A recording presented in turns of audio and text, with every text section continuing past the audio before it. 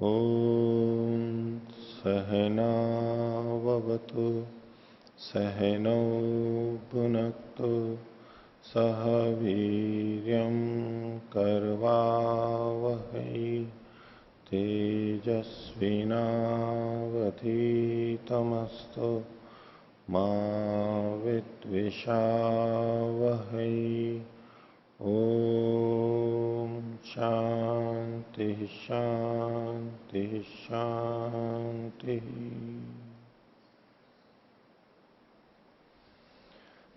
मीमांसा दर्शन की 392वीं कक्षा, मीमांसा दर्शन के 10वें अध्याय का द्वितीय पाठ। 22वें अधिकरण तक हमने पिछली कक्षा में देख लिया था। पिछले पाठ में से किन्हीं को पूछना है तो पूछिए। हाँ। ओम। पृष्ठ संख्या 297। हाँ। 52वें सूत्र के भाष्य में नीचे से 5वीं पंक्ति है। ईहार्था ये कामः सुक्तवाक्य श्रूयन्ते तेपि न स्युः। तो यहाँ से आपने पूर्व पक्षी करवाया था, तो ये सूत्र की व्याख्या है, तो सूत्र तो सिद्धांति का है। हाँ, ये सिद्धांति का ले लीजिए। किम तावत प्राप्तम, ये पूर्व पक्षी प्रश्न कर सकता है या तो स्वयं भी कर सकता है सिद्धांति जी। किम इमानी कर्तव्यानि न कर्तव्यानि इत्येषो अर्थ संधीयते। किम तावत प्राप्तम, तो ये नहीं करने चाहिए। किम कारणम, ये हो गया। ठीक है, इसको उच्यते से पहले पहले तक बदलना पड़ेगा। जो हाँ नहीं, 297 इहार्था ये कामः, ये सिद्धांति का ही है। ठीक है। किम तावत प्राप्तम पूर्व पक्षी और इहार्था ये सिद्धांति। कल मैंने पूर्व पक्षी बोल दिया था। अब जो है इससे दो पंक्ति नीचे सुक्त वाक्य इति सूत्रितव्य सुक्त वाक्यवत इति सूत्रितम कथम एवं वर्ण्यते। इसको चाहे तो पूर्व पक्षी का मान लीजिए, नहीं तो सिद्धांति भी उठा करके प्रश्न और उत्तर दे सकता है, कैसे भी कर लीजिए। उच्चते सिद्धांति का है। ठीक है। और हाँ। ओम। आचार्य जी, ये जो प्रकरण चल रहा है अस्थि यज्ञ वाला, तो इसमें सिद्धांत पक्ष में इस तरह से आया कि जो औदंबरी यूप होगा तो उसके पहले तो जब यजमान जीवित था तो उसके बराबर की ऊंचाई रहती है। अब अस्थि से ऊंचाई को लेंगे यूप की, तो जी हम तो जब अस्थि चयन करते हैं तो बिल्कुल छोटी छोटी सी अस्थियां रह जाती हैं, तो ये किस तरह से फिर संगत होगा। अस्थि के बराबर अस्थि वाले ये किस तरह करते हैं मेरे को नहीं पता, लेकिन उसमें किया जा सकता है। वह अस्थि छोटी हो तो या तो छोटी अस्थि की तरह से कर लेते होंगे। कुछ हड्डियां बड़ी भी रह जाती है ना, बड़ी हड्डियां, जांग की हड्डी बड़ी होती है, मान लो पूरी पूरी हो ऐसी, अथवा तो अन्य जो भी उसकी जगह पे आया है उसको देख करके, अस्थि वालों को लेकर के ये किस तरह करते हैं इसका नहीं पता। ये कर्मकांड में ही वास्तव में वो क्या करते हैं, लेकिन उसके समान कुछ कर रहे हैं। ये कितना छोटा कर रहे हैं, बड़ा कर रहे हैं, पता नहीं। हाँ जी। दूसरा 297वें पृष्ठ पर हाँ दूसरे अनुच्छेद की नीचे से चौथी पंक्ति, हाँ न च वृष्टिर यजमानस्य फलमिति विज्ञायते। हाँ। तो उस पक्ष में कि जिसमें यजमान जीवित रहेगा, अगर हम वो वाला पक्ष माने, तो उसमें भी जो वृष्टि होगी वो यजमान का फल नहीं माना जाएगा। फल नहीं है। हाँ, जो याग कर रहे हैं उसका फल तो अलग है। फिर उसके साथ साथ मैं कहा यदि कामयेत वर्षेत पर्जन्य नीचे ही सदोमिनुयात, उसको केवल यूं ढलान में लेना है। इसका इसके साथ में वृष्टि को जोड़ करके किया है। बाकी याग का फल जो भी अलग है वो अलग है। तो ये फल के रूप में नहीं है, सीधे सीधे याग के फल के रूप में नहीं है।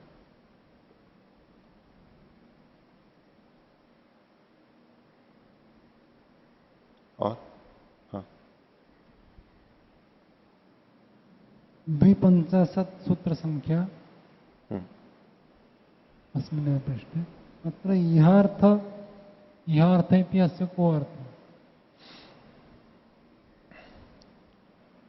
इच्छा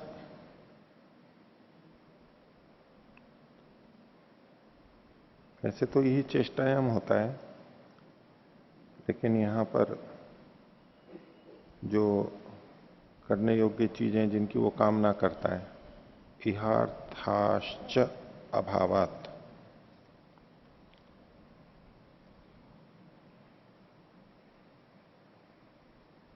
इहार्थ इच्छार्थ ये भी बोल देते हैं, इच्छा के अर्थ में। तत्र अभावः अस्ति। हाँ, क्योंकि व्यक्ति नहीं है, व्यक्ति स्वयं नहीं है ना, इसलिए कामना नहीं हो सकती। मन नहीं है तो कामना नहीं हो सकती, तो इहार्था नहीं है। उसका अभाव होने से सुप्त वाका रहा, सुप्त वाक में भी उसका अनुष्ठान नहीं करना चाहिए। जो इहार्थ होते हैं वो सुप्त वाक में होने लायक होते हैं। सुप्त वाक में वो चीजें, आशाएं बोली जाएंगी जो व्यक्ति की इच्छा होगी, और वो इच्छा ही नहीं है तो सुप्त वाक में भी वो नहीं बोला जाएगा।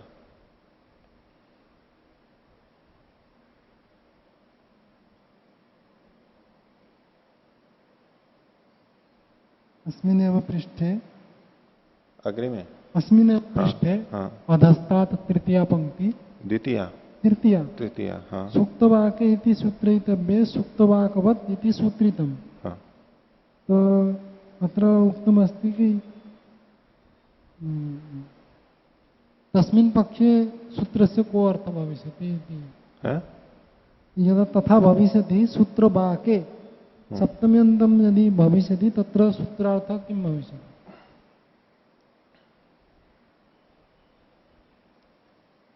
सुप्तवाक में वो नहीं करने चाहिए, सुप्तवाक में वो बोले नहीं जाने चाहिए। सुक्तवाकवत् अस्ति, हाँ। तस्य स्थाने सुक्तवाके। हाँ, तो सुप्तवाक के सप्तमी एक वचन हो गया। वाक्य अभावात्, अभावात तो इहार्थाश्च अभावात, अभावात तो इहा के साथ में जुड़ेगा, इसलिए सुप्तवाके, सुप्तवाके न कर्तव्यानि, सुप्तवाक में ये जो आशा है, इच्छा है, वो नहीं करनी चाहिए। निषेधार्थ कुतः आगच्छति? सुप्तवाके न विद्यन्ते या न भवेयु, पिछले सूत्र में ना, काम्यानि तो न विद्यन्ते, पीछे से लेंगे ये जो इसमें अर्थ भी जो किया ना, इहार्था ये कामः सुप्तवाके श्रूयन्ते ते भी न स्यु। सुप्तवाके या तो सुप्तवाक में जो हैं लिखे हुए हैं वो नहीं होने चाहिए, ये कामना ही नहीं है यहां पर।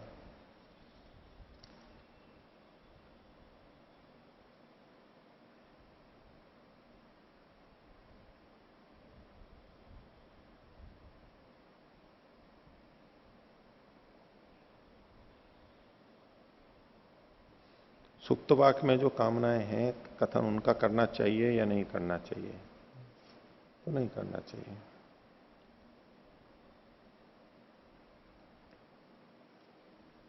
अग्रिमे पृष्ठे हाँ,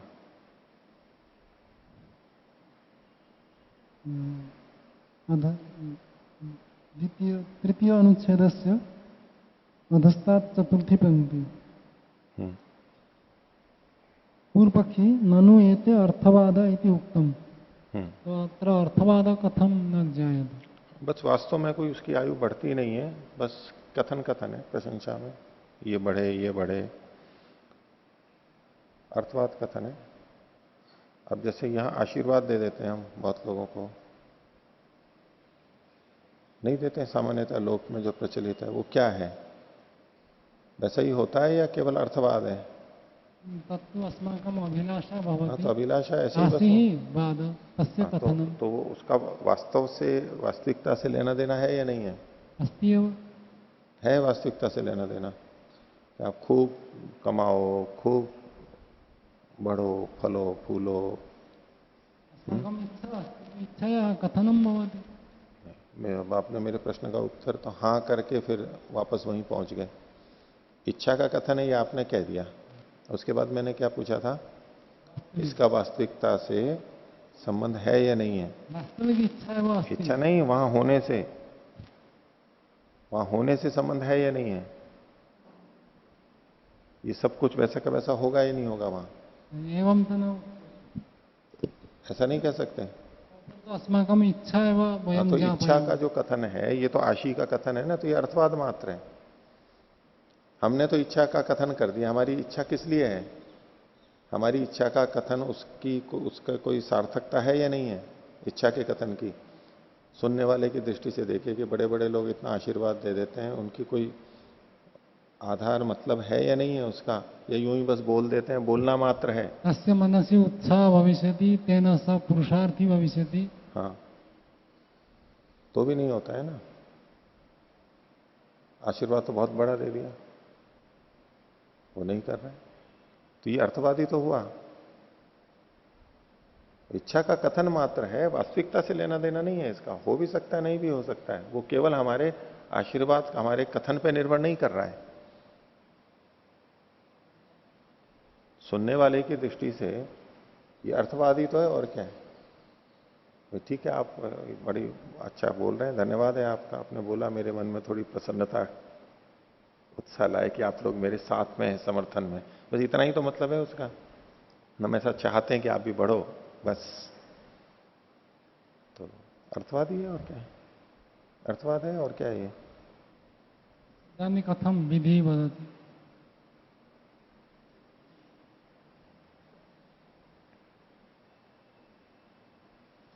वचन से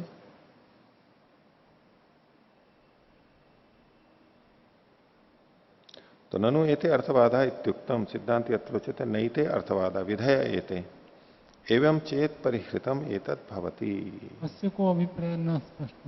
हाँ, तो ऐसा वो, ये तो पूर्व पक्षी ने बात रखी थी कि भाई ऐसा ऐसा है, लेकिन इसके करने से आयु आदि की इनकी वृद्धि होती होगी, इसलिए वो कहते हैं कि भाई इससे बढ़ती है। एवं चेत परिहृतम एतद् भवति। हाँ, अगर इसको विधि मान ही लिया, तो विधि मान लिया तो बात खत्म हो गई। वो तो अर्थवाद मान के कह रहा था। विधि पक्षे परिहृतम भवति अथवा एवं चेत परिहृतम एतत् भवति।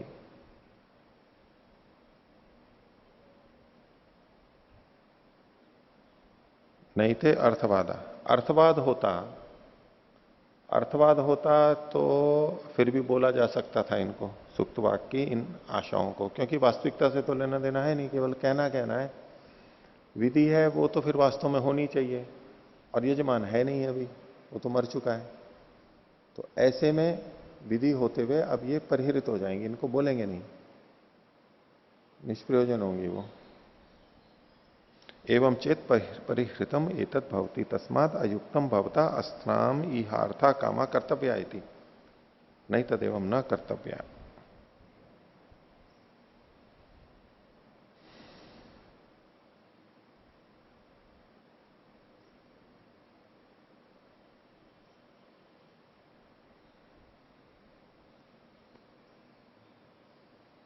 ठीक है, हाँ।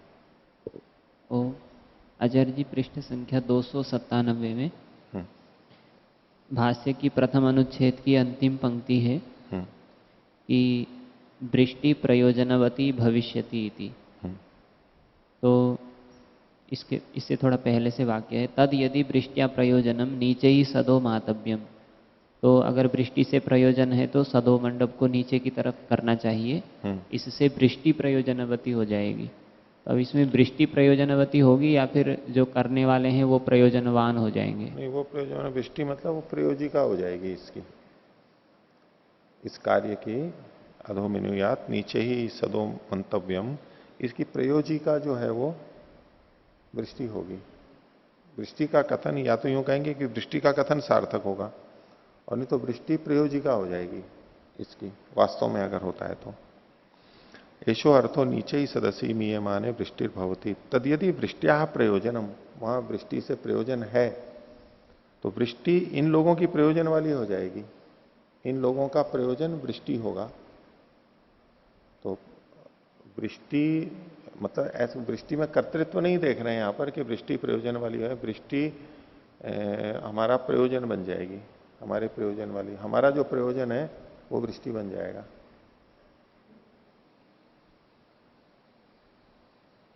तद यदि वृष्टिया प्रयोजनम, अन्यों का वृष्टि से प्रयोजन है तो नीचे ही सदो मातव्यम वृष्टि ही प्रयोजनवती भविष्यति।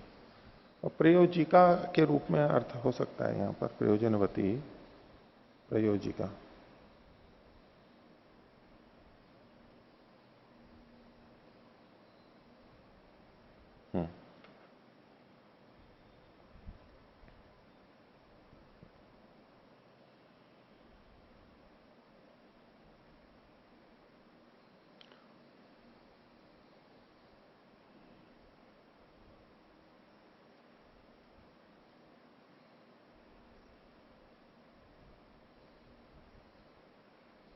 पूर्व पक्षी बोल रहा है ना, पूर्व पक्षी बोल रहा है। ये क्या कह रहा था ऊपर से देखो, अत्रोच्यते नात्र यजमाने न कामयमाने न प्रयोजनम, यजमान से कोई प्रयोजन नहीं है, तो भले ही वो मर गया है तो कोई बात नहीं है। एशो अत्र अर्थो, ये यहां पर अर्थ निकलेगा, नीचे ही सदसी मीयमाने वृष्टिर भवती तद्यदि वृष्टिया प्रयोजनम, नीचे ही सदो, यदि आपको वृष्टि से प्रयोजन है तो सदोप मंडप को नीचे करना चाहिए। वृष्टि प्रयोजनवती भविष्यति, ये वृष्टि को ही प्रयोजन वाला बता रहे हैं। यजमान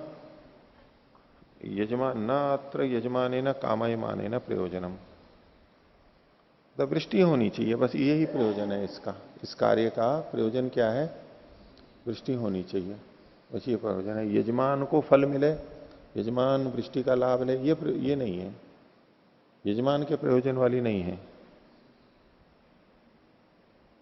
वृष्टि प्रयोजनवती भविष्यति, वृष्टि का होना, बस वृष्टि का होना प्रयोजन होगा।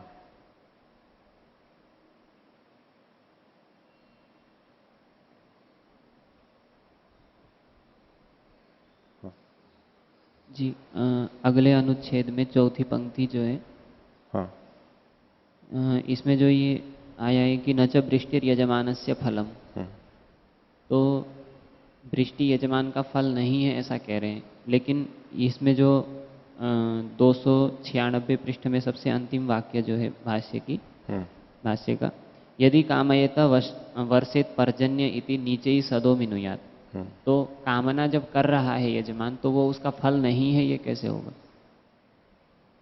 ये याग का फल देखना होगा।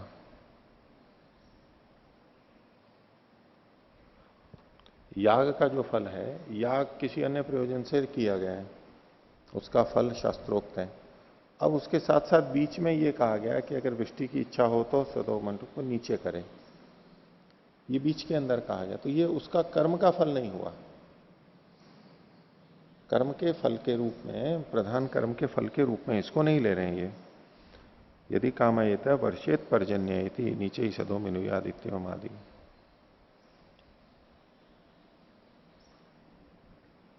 बस उसका प्रधान का नहीं बन रहा है, इसी रूप में ले सकते हैं।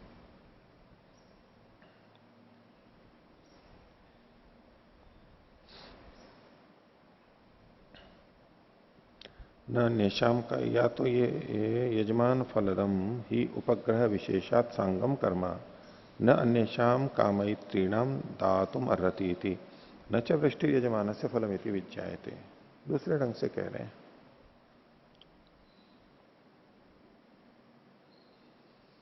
इसमें इस तरीके से कहना चाह रहे हैं कि कामना, अगला जो है उससे अगर यूं जोड़ के करेंगे तो क्योंकि वो कामना ही नहीं है इसलिए वृष्टि यजमान का फल ही नहीं पता लग रही है नहीं, जीवित नहीं है इसलिए।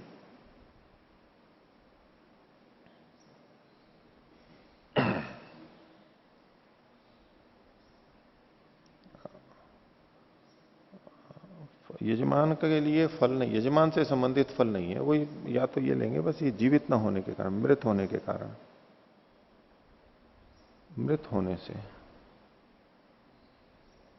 उसके लिए फलदायक ये होगी नहीं, ऐसे ले लीजिए। हाँ जी इससे अगली पंक्ति में यथा इतरस्य जीवतो यजमानस्य विद्यमानोपि कामो अनुच्यमानो न भवति, तो कह रहे हैं कि अगर कामना मन के अंदर विद्यमान है परंतु उसने बोला नहीं है लेकिन याग कर दिया फिर भी वो काम सफल नहीं होगा, तो अब इसमें बोलने से सफल होगा, ये कैसे स्पष्ट नहीं हो रहा?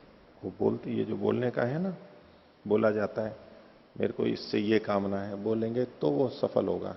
अभिप्राय यही है कि अन्य जो यजमान विद्यमान है उसमें कामना है मन में, लेकिन वह कर्म के करते समय नहीं बोला है तो नहीं होगा, तो उसका फल नहीं आएगा।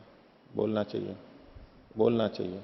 जैसे संकल्प लेते हैं कि मैं इस कामना के लिए इस याग को कर रहा हूँ, उसमें हाँ। संकल्प में बोलना बताना चाह रहे हैं या फिर ऐसे ही बोलना? संकल्प में है, प्रारंभ में या बीच में भी बोलना कि भाई मेरे को ये कामना है, ऐसा मन में है तो नहीं होगा। इनका अभिप्राय यही है। केवल भावना से ऐसे नहीं होगा, वो कहना होगा। वो चाहे मन में भी हो, मन में है, बस इच्छा है, लेकिन ये नहीं कहा कि मेरे को ये मिले प्रार्थना के रूप में, इस रूप में कथन में नहीं कि आया है वो। यूं इच्छा है लेकिन मेरे को मिले, देव किसी से विशिष्ट से, ऐसा कुछ कथन नहीं हो रहा है, तो वो नहीं होगा। जी, हम ऐसे बहुत सारे कर्म करते हैं जो कि मन में ही रखते हैं, दूसरे को नहीं बताते हैं, तो उसका फल नहीं मिलेगा, इसका मतलब ऐसा तो नहीं होना चाहिए। कर्म करना और इच्छा करना दोनों अलग अलग बातें हुई ना। नहीं, जब कर्म का फल इच्छा के अनुसार ही मिलेगा, ये बता रहे हैं यहाँ पर। हाँ। क्योंकि अगर कामना नहीं है तो मिलेगा नहीं। हम्म। तो हमने कामना तो की अंदर, कामना तो की, परंतु कामना की मतलब यहाँ बताया नहीं, काम तो है लेकिन बताया नहीं, अनुच्यमान है। हाँ। तो लेकिन ऐसे को भी हम मिलना तो मानते ही है, ऐसे को भी ऐसे कर्मों का भी फल तो मिलता ही है, ऐसा माना जाता है। मिलता है। हमारे ये कर्मकांड के संदर्भ में मुख्य रूप से बोल रहे हैं। हम व्यवहार में या तो देखेंगे, इसमें परमात्मा की दृष्टि से तो ठीक है, हम जो भी कर्म कर रहे हैं उसका फल मिलेगा, ठीक है। लेकिन कर्म करने मात्र से फल नहीं मिलता है, सकामता होने से फल मिलता है। कर्म हमने किया और सकामता नहीं थी तो फल नहीं मिलेगा। निष्कामता रहेगी तो मुक्ति मिलेगी, बस लौकिक फल ही नहीं मिलेगी। हम जब कर्म करते हैं तो सकामता होती ही है, हम प्रार्थना करते ही हैं, मन में प्रार्थना करते हैं। ये तो बोलने का तो इन्होंने यहां पर कर्मकांड की दृष्टि से कहा है। अब हम परमात्मा के प्रति भावना रख करके हम कहें जी मेरे को ये फल मिलना चाहिए, ऐसी उससे प्रार्थना कर रहे हैं कि मेरे को ये मिले।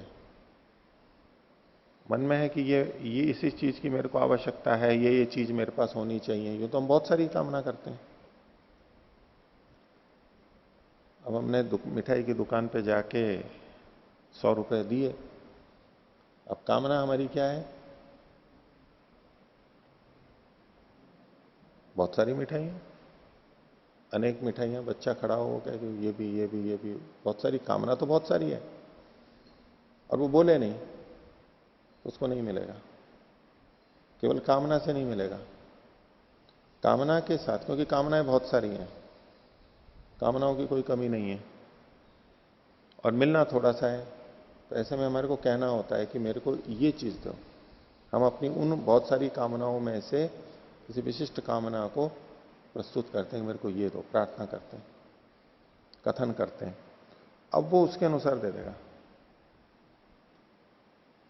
100 रुपए दिए और बोले कि बताओ क्या लेना है। बोले जी लेना तो ये भी है, ये भी है, ये भी है, ये भी है, और इतना लेना है कि सब मित्रों को भी खिलाना है, आस पड़ोस वालों को भी खिलाना है। क्या क्या लेना है? बोले जी ये सब लेना है मेरे को। तो वो दुकान वाला क्या बोलेगा? कोई सा भी उठा के 100 रुपए का दे देगा उसको? कोई सा भी? उसने तो बहुत सारी बोल दी, 1000 रुपए की चीजें बोल दी, कामना है उसकी। दुकान वाला क्या देगा? कोई से भी 100 रुपए की उठा के दे देगा, और क्या हमें स्वीकार्य हो जाएगा वो? हमें कैसा लगेगा? बोली मैंने तो ये इतनी सारी की कामना की थी, आपने यही क्यों दे दी मेरे को? तो बोले बोलो बताओ फिर कौन सी लेनी है आपको, 100 रुपए में ये इतनी आएगी, बताओ कौन सी चाहिए आपको। फिर हम कहते हैं कि ये चाहिए हमारे को, वो उतनी दे देता है, हम भी संतुष्ट होकर के जाते हैं।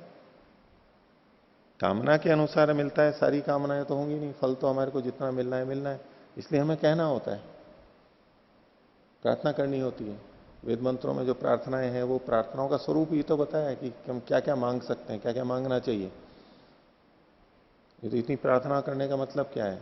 और कई जने कहते हैं जी प्रार्थना करने से मतलब क्या है, बोलने से? परमात्मा तो अंतर्यामी है और अंतःकरण में भी है, मां जानता है मेरी क्या इच्छा है, अपने आप दे देगा वो, परमात्मा अपने आप दे देगा, ऐसा कहते हैं ना।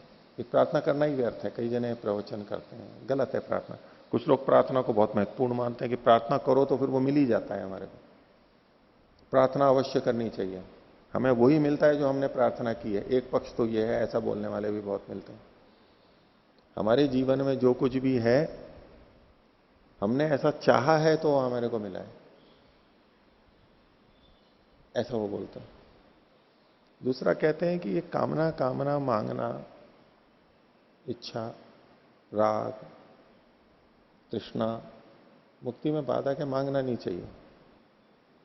बोले क्यों मांगे हम? मांगे तो तब जब सामने वाले को पता ना हो कि मैं क्या चाहता हूं। तो सामने वाला यानी परमात्मा तो जानता ही है, तो फिर मांगने की क्या जरूरत है? वो अपने आप दे देगा। मेरे लिए क्या हितकर है वो अपने आप देगा। समर्पण, ईश्वर समर्पण। जो मेरे लिए हितकर है वो अपने आप करेगा, मेरे को कुछ कामना नहीं करनी है। इस भाव में जीते हैं। कहीं अपना अध्यात्म ऐसे ही चलाते हैं बहुत लोग। तो यद्यपि बहुत इच्छाएं हैं हमारे को, हमारा कर्माशय भी है, जितना कर्माशय है उसमें से हमारे को कामना रखनी होती है कि हमें ये चाहिए, मैं अपने कर्माशय का फल इस रूप में चाहता हूं। जैसा कर्माशय है, जो मिल सकता है उतना मिल जाएगा उसको। तो हमें कहना तो चाहिए, कहना होगा। आपसी संबंधों में भी कई बार ये हमारी अपेक्षा हो जाती है कि हमारा साथी, मित्र, माता पिता, बच्चे बिना कहे ये समझ लें कि मैं क्या चाहता हूं या क्या चाहती हूं। पति पत्नी में भी, और भी जहां भी रिश्ते हैं, गुरु शिष्यों के बीच में भी, वो कहें कि एक दूसरे की निकटता तो वही कहलाती है ना कि जब बिना कहे हमारे को पता लग जाता है। और इसको कहते हैं, देखो ये बिना कहे कर देती, मेरे मन में भी नहीं आती है और बस ये कर देती है या कर देता है। माँ बाप की इच्छा है वाले पुत्र कर देता है पहले से ही, मेरे को कहने की जरूरत नहीं पड़ती है। हमारे हृदय ऐसे मिले हुए हैं, हमारे मन ऐसे मिले हुए हैं कि ये सब हो जाता है। ऐसा कई लोग कहते हैं और इसको श्रेष्ठता मानते हैं, अच्छापन मानते हैं। कुछ हद तक ऐसा होता है, क्योंकि मैं पता है किसकी कब क्या आवश्यकता होती है, कब पानी पीता है, कब कौन खाना खाता है, कब इसके स्नान का समय है, कब गर्म पानी चाहिए, कब क्या चाहिए, तो वो हम एक जानकारी रहती है उसलिए कर देते हैं। पर इसके साथ साथ हम इसको इतना महिमा मंडित कर देते हैं कि एक दूसरे से अपेक्षा जुड़ जाती है कि अगर हमारे को कहना पड़ गया फिर उसने किया तो फिर कोई मजा नहीं।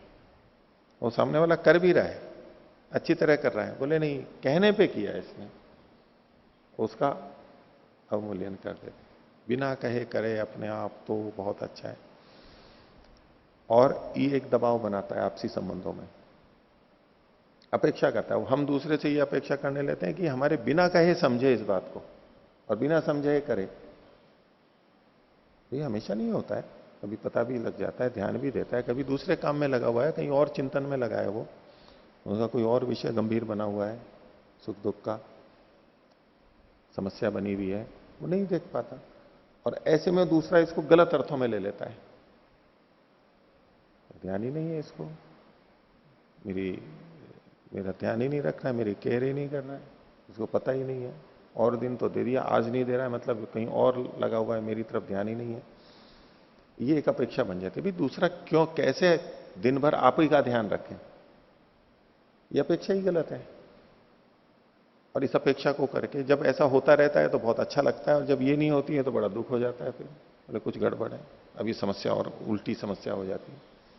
भाई इसको वास्तविकता को मानो ना कि हर व्यक्ति हर समय हमारा ध्यान नहीं रखेगा, हम भी नहीं रखते हैं दूसरे का, दूसरा भी हमारा नहीं रखेगा।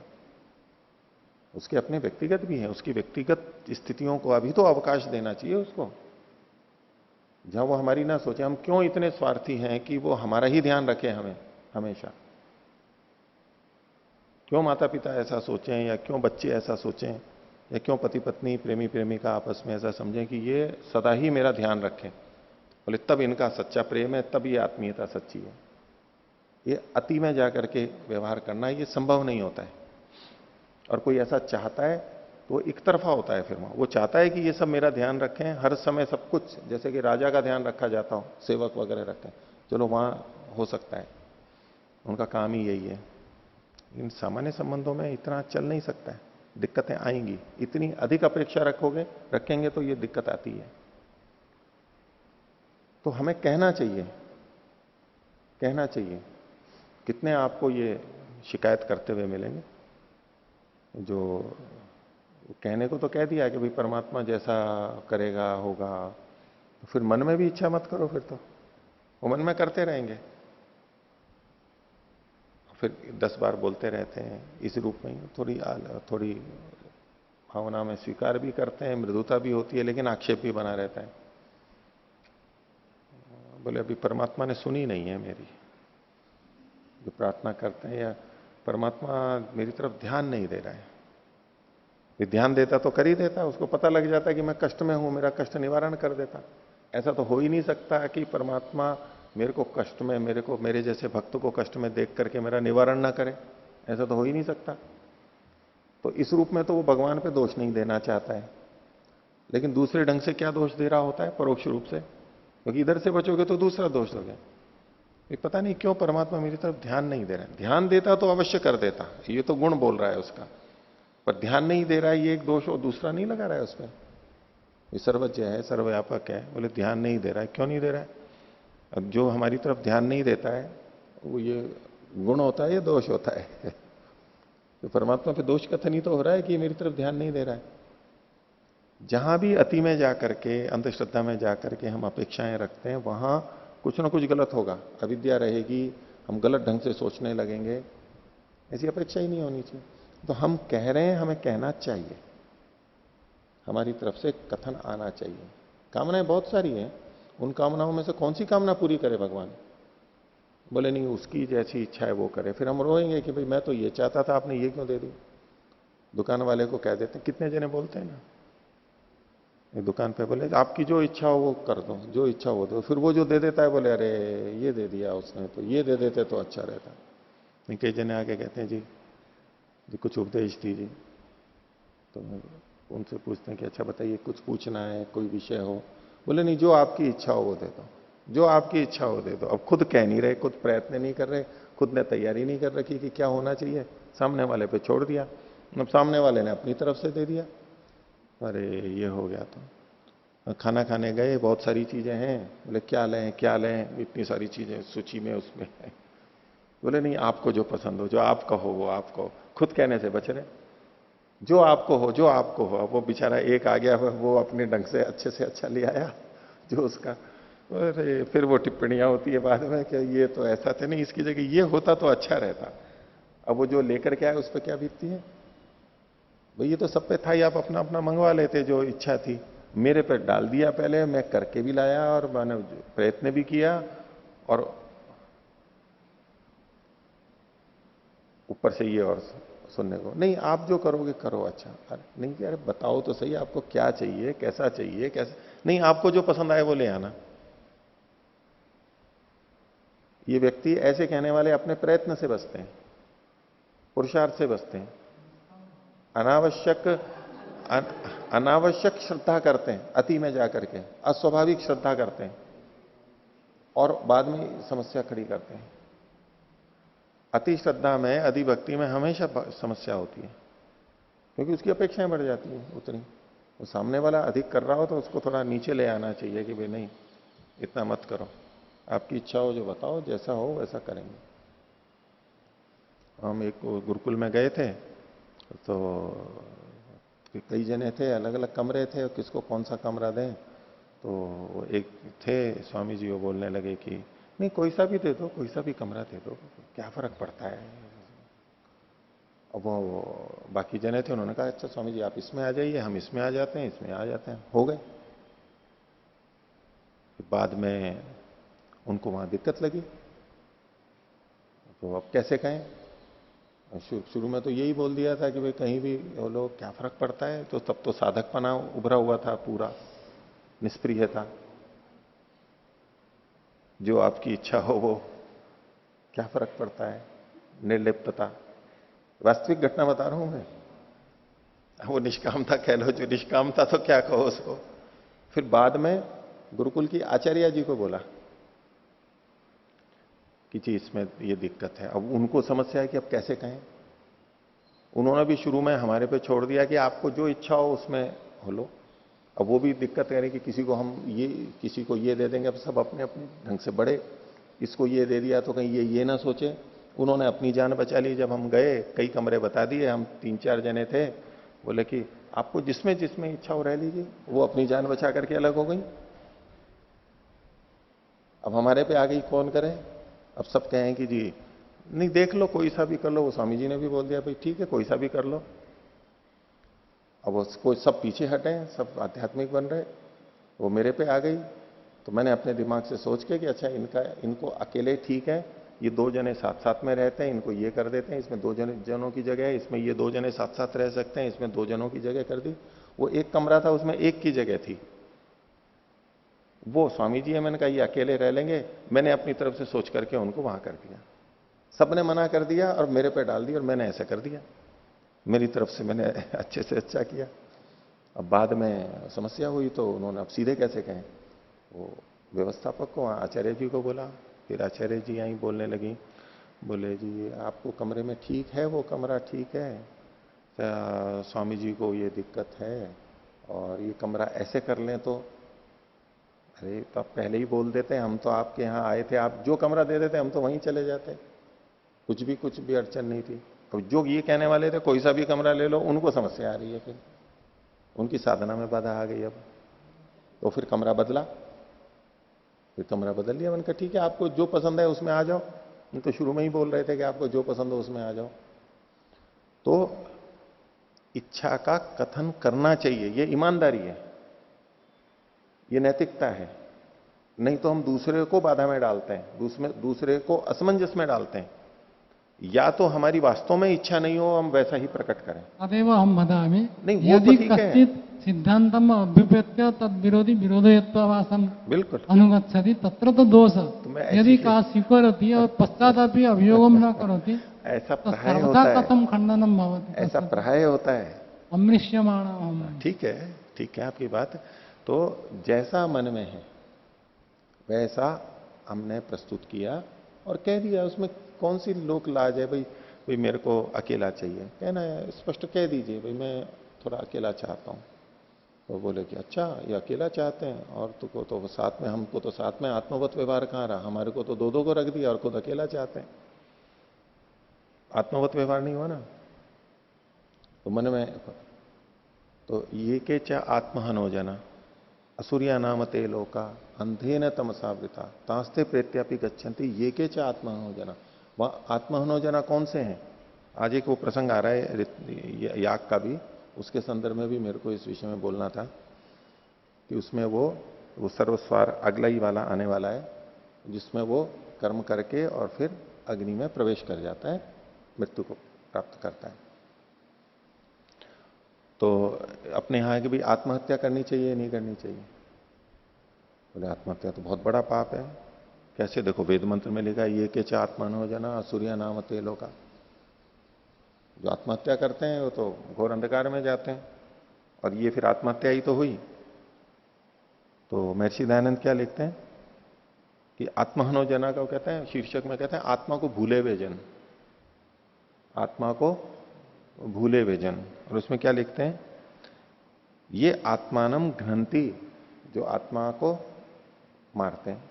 ये क्या आत्महनो जना, उसका शाब्दिक अर्थ तो ये हुआ। फिर आगे क्या करते हैं, तद विरुद्धम आचरणती, आत्मा के विरुद्ध आचरण करते हैं, अपनी आत्मा के, अपनी इच्छा के विरुद्ध आचरण करते हैं।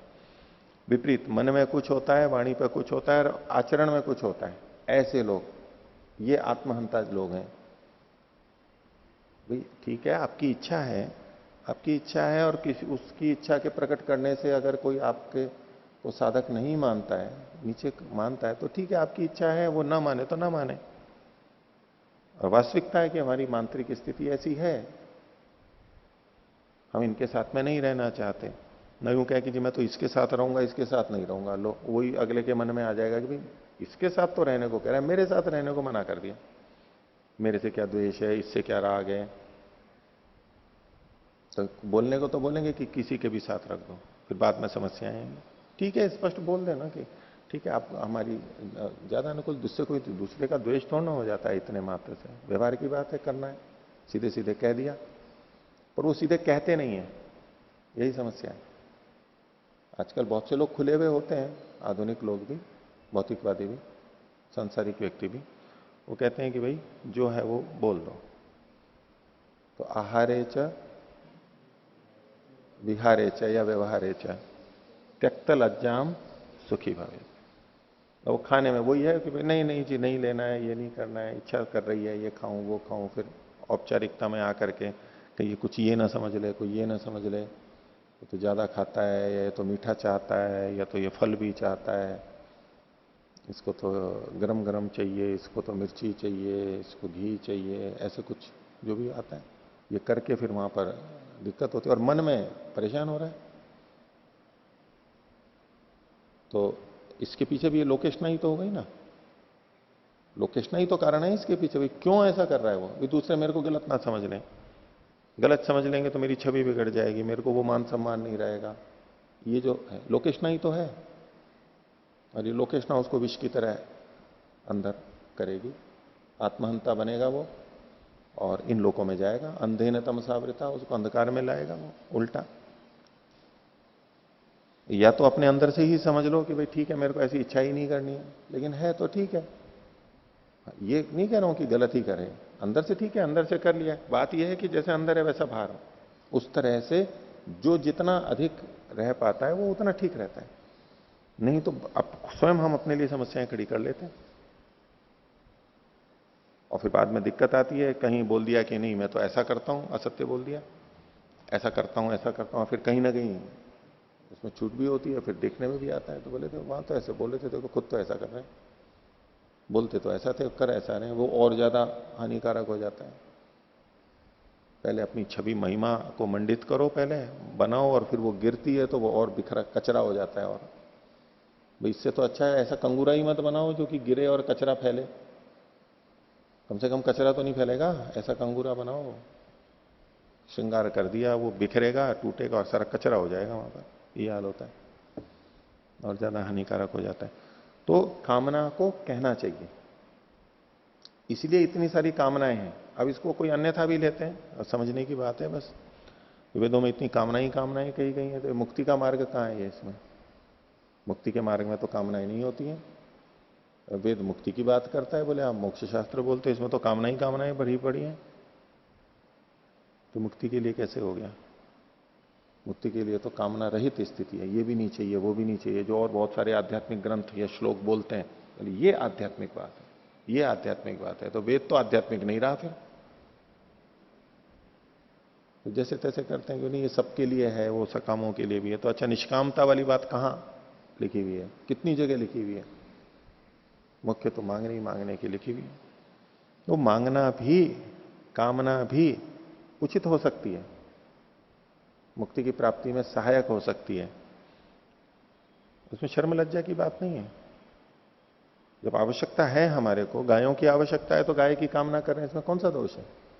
औषधियों की आवश्यकता है, कौन सा दोष है? फलों की आवश्यकता है, इसमें कौन सा दोष है? पाप है क्या? परमात्मा ने बना के दिया है। हाँ अति करेंगे, लोभ करेंगे, चोरी से करेंगे, वो तो बात है ही, वो तो गलत है ही, इसमें अपने आप में दोष नहीं है। लेकिन अध्यात्म का चक्र ऐसा है कि हम इच्छा मात्र को ही कुछ कह दिया तो मतलब तो गलत हो गया।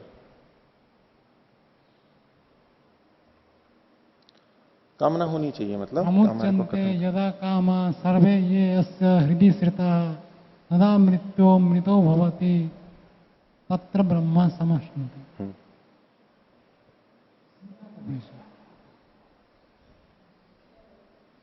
जो उसके हृदय में स्थित कामनाएं जब समाप्त हो जाती हैं तब मुक्त होता है व्यक्ति।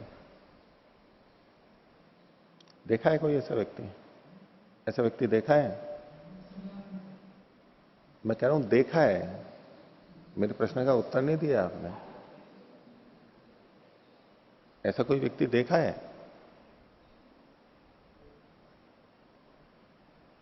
मतलब समझना होता है ना, लौकिक विषयों की कामना नहीं, और लौकिक विषयों की भी कामना में लक्ष्य के रूप में लौकिक विषयों की कामना नहीं, साधन के रूप में लौकिक विषयों की कामना नहीं। तो फिर यूं ही कहते रहते हैं लौकिक विषयों की कामना नहीं, लौकिक विषयों की कामना नहीं। अरे भाई जो बोल रहे हैं उनको बताओ तो, जीवन में किसी को भी तो दिखाओ तो एक व्यक्ति, ये लौकिक चीजों की आवश्यकता नहीं है। तो लक्ष्य के रूप में, लक्ष्य के रूप में वो ही सुखद हैं, उन्हीं से सुख प्राप्त करना है, इसी से मेरी कृतकृत्यता हो जाएगी, इसी में सारा रस है, ऐसा मान करके जो कामना करते हैं वो कामना नहीं करनी है।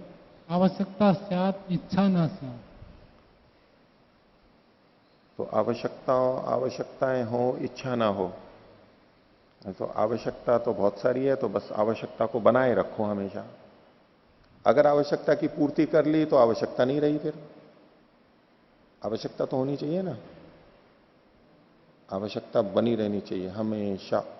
रोटी की आवश्यकता है, पानी की आवश्यकता है, अब पूर्ति कर दी तो आवश्यकता समाप्त हो जाएगी, इसलिए अपूर्ति नहीं करो, आवश्यकता को बनाए रखो। और आवश्यकता रहेगी तो इच्छा तो रहेगी। ये तो कथन मात्र है, ये आधुनिक लोगों के शब्दों का जाल है केवल, कि आवश्यकता हो, इच्छा ना हो। भाई आवश्यकता होगी तो इच्छा होगी, वो कथन वो है कि आवश्यकता की पूर्ति संभव है, इच्छाओं की पूर्ति, कामनाओं की पूर्ति संभव नहीं है। आवश्यकता की पूर्ति तो संभव है, लेकिन कामनाओं की पूर्ति संभव नहीं। कामना तो यूं सोचे कि जी मेरा तो चंद्रमा पे महल होना चाहिए। अनावश्यक इच्छा त्याग इति अभिप्राय। हाँ, तो ऐसी अविद्या युक्त जो कामना है, इच्छा है, वो नहीं करनी चाहिए। आवश्यकता के साथ जो कामना जुड़ी हुई है उसमें कोई भी दोष नहीं है। आवश्यकता हो, कामना नहीं हो, उसका ये मतलब नहीं है कि आवश्यकता के साथ कामना नहीं होगी, अवश्य होगी। बस ये थोड़ा कथन में और थोड़ा कौतुक लगता है ना, अच्छा लगता है, अच्छा ही हो। आवश्यकता के द्वारा कामनाएं दब जाती है और कई कामनाएं के द्वारा आवश्यकता दबी जाती है।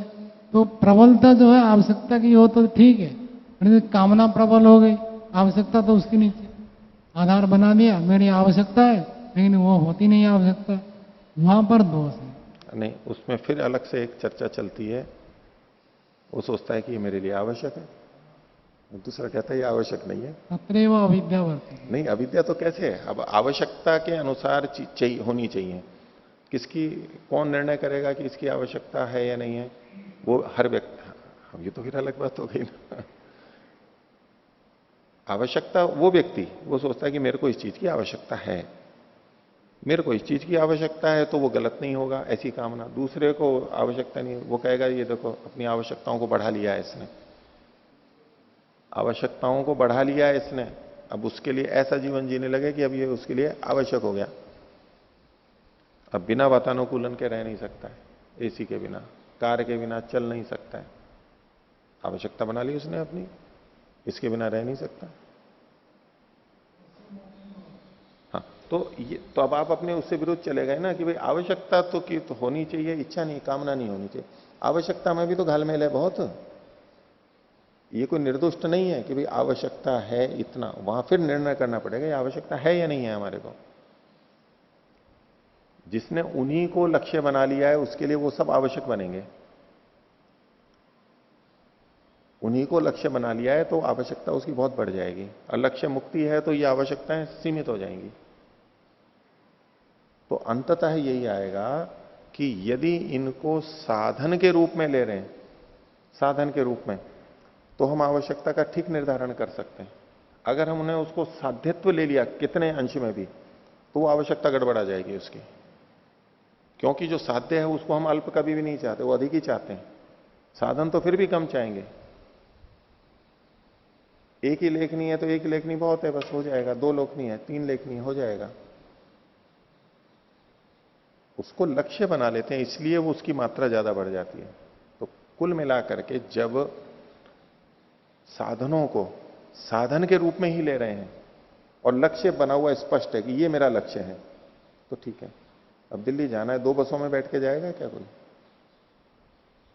लेकिन बस को ही लक्ष्य बना लिया तो वो 2 बसें चाहेगा, ये भी हो और ये भी हो,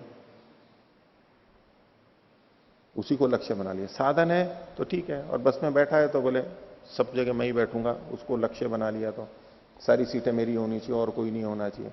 साधन है तो ठीक है, मैं अपनी एक जगह बैठा हूं, बाकी जगह और बैठे तो बैठे। मूल बात इतनी सी है, साध्य को साधन और साधन को साध्य में गड़बड़ जहां हो जाती है तो ये परिभाषाएं भी इधर उधर हो जाएंगी, निर्णय नहीं कर पाएगा वो। ये जितना स्पष्ट है कि ये साधन है और ये साध्य है, इसकी जिसको जितनी अधिक स्पष्टता होगी उसको निर्णय करने में भी उतनी सरलता होगी, इसलिए और बिल्कुल लगभग ठीक जगह पे पहुंच जाएगा वो, उचित चलता रहेगा। चलो देखो आगे देखते हैं आगे का विषय। तो ये पृष्ठ संख्या 299, अधिकरण 23। पीछे जो चर्चा आई थी कि यजमान चला जाए तो फिर उसके कर्म नहीं करने चाहिए, कुछ कर्म निषेध किया गया। तो ऐसे ही एक और प्रसंग आ रहा है जिसमें कि यजमान जीवित नहीं रहता है कि यजमान मरणोत्तरम अपनी सर्वस्वारस्य समापनाधिकरणम। सर्वस्वार ये एक क्रतु जिसमें सबका त्याग कर देता है और वो स्वयं भी आवनीय अग्नि में प्रविष्ट हो जाता है और शरीर का त्याग कर देता है, समाप्त जीवन। और वो सर्वस्वार कर्म उसने लिया है, तो उसका जो उसके मरने के बाद में जो बाकी के कर्म बचे हुए वो करने चाहिए या नहीं करने चाहिए, ये प्रश्न है। तो सिद्धांति का मत है कि यजमान के मरण के बाद भी सर्वस्वार का समापन तो करना ही चाहिए, जो समापन की बाकी की चीजें बची हुई हैं। नहीं तो बस यजमान ने अपना जीवन त्याग दिया, मर गया और बस वहीं समाप्त कर देना चाहिए। तो बोले नहीं, बात की चीजें करनी चाहिए। पूर्व पक्षी कह रहा है सर्वस्वारस्य दिष्टगतौ समापनम न विद्यते अल्प विराम कर्मणो जीव संयोगात, कि सर्वस्वार का दिष्टगतों का मतलब है मरण के प्राप्त होने पर, मरण प्राप्ते समापनम न विद्यते, इसका समापन नहीं होता है। समापन नहीं होता है का मतलब समापन का कर्म नहीं किया जाता है, मरा और बस वहीं पर वो ही असमाप्ति में ही समाप्ति समझ ली जाती है। समापन मतलब विशेष क्रिया, वो नहीं होगा, इसमें अंत तक नहीं जाएगा, वहीं समाप्त, वहीं बस रोक देंगे। क्यों? कर्मणो जीव संयोगात, कर्म तो जीव के संयोग से ही होता है, जीवित ही नहीं है ये। भाष्य अस्ति सर्वस्वार क्रतु, सर्वस्वार नाम का एक क्रतु है। शुनः कर्णो अग्निष्टोम, इसको अन्य शाखा वाले शुनः कर्ण नामक अग्निष्टोम कहते हैं। अन्य शाखाओं में ये नाम दूसरा दिया गया है इसको, वो बात वही है। वो क्या है उसको आगे बता रहे हैं, विपरीत अल्प विराम में लीजिए। मरण कामो ही एतेन यजेता, जो मरण की कामना वाला हो वो इससे यजन करे। मरण की कामना की जा सकती है, मरण की कामना वैसे तो कोई नहीं करेगा, लेकिन कैसे, इसमें मरण में क्या लाभ देख रहा है वो। यह कामयेत अनामय स्वर्गम लोकम इयाम इति, जो ये चाहता है कि मैं बिना रोगी हुए स्वर्ग को प्राप्त कर लूं। भाई अगर बहुत वृद्ध होकर के मरेगा तो रोगी होकर मरेगा, तड़प तड़प के मरेगा, जीर्ण क्षीर्ण होकर के मरेगा। वो चाहता है कि मैं स्वस्थ रहते रहते। आजकल बहुतों को हृदयाघात हो जाता है तो लोग कहते हैं कि देखो कितना, वो ये कहते हैं बस हृदयाघात हो जाए, कुछ भी अचानक हो जाए, बस हुआ काम 1 2 4 दिन में गए या उसी समय चले गए, वो अच्छी। बोले बैठे बैठे मर गया, बैठे बैठे गर्दन लुढ़क गई, बस गया, देखो कितनी अच्छी मौत है। नहीं तो लोग चिकित्सालय में जाओ, आईसीयू में रखो, फिर घर पे तड़पो, फिर लोगों की सेवा कराओ, ये जीवन मेरे को पसंद नहीं है। कैसे? चलते फिरते मौत हो जाए बस, ये चाहते हैं ना, कामना रहती है। गलत है उचित है? बोले क्या मरने की कामना करते हो? भाई जब तक जीवन है तब तक जीते रहो, जीते रहो, मरने की कामना मत करो कि मैं मरूं। लेकिन जब अवस्था खराब होती है तो व्यक्ति खुद चाहने लगता है कि मैं मर जाऊं, और घर वाले भी चाहते हैं कि बस अब इनको शांति मिल जाए, यूं बोलते हैं। अब मर जाए ये तो नहीं बोलते लेकिन मतलब वही होता है कि बस अब बहुत हो गया, अब परमात्मा इनको उठा ले, इनको हमारे से नहीं देखा जाता है। हम उसकी मृत्यु की कामना करने लगते हैं और वो भी कामना करने लगता है। और ये एक चर्चा का विषय है कि रोगी की इच्छा के अनुसार उसको मृत्यु दे देनी चाहिए या नहीं देनी चाहिए। इच्छा मृत्यु का अधिकार हमारे को है या नहीं है। कई जगह इच्छा मृत्यु को दंड माना जाता है और कुछ जगह इसको अधिकार स्वीकार किया गया, कुछ देशों में स्वीकार किया गया। और वो चिकित्सक से कहते हैं कि मेरे को इच्छा, मेरे को मरना है अब, और चिकित्सक भी औषधि दे देते हैं, इंजेक्शन लगा देते हैं, मर जाता है शांत बिल्कुल सो करके, कुछ भी दिक्कत नहीं वो चला जाता है। अब कई चिकित्सक इसको उचित मानते हैं और कई रोगी की स्थिति के कारण भी मानते हैं कि भाई ये तड़फ रहा है, कर रहा है, अब क्या फायदा है इससे, इसको अब शांत कर देना चाहिए। उस तरह भी कर देते हैं, लेकिन इसमें नैतिक प्रश्न बहुत ज्यादा जुड़े हुए हैं और बहुत संवेदनशील मुद्दा है। बहुत सारे मत संप्रदाय धर्म भी इससे जुड़े हुए बहुत तीव्र प्रतिक्रिया करते हैं इसमें, और कुछ जगह स्वीकार्य भी है। जैसे संथारा वगैरह है जैनियों के अंदर, वो स्वयं पता है कि भाई हम मरने वाले हैं, खाना पीना छोड़ देते हैं, बिल्कुल छोड़ देते हैं, अन्न जल सब, और फिर धीरे धीरे बस मृत्यु हो जाए। इसी प्रयोजन से किया जाता है। और इस पर विवाद भी हुआ था, सर्वोच्च न्यायालय ने भी निर्णय दिया था, एक ने याचिका दायर कर दी थी कि ये गलत है सर्वोच्च न्यायालय ने, उस पर प्रदर्शन भी हुए थे कि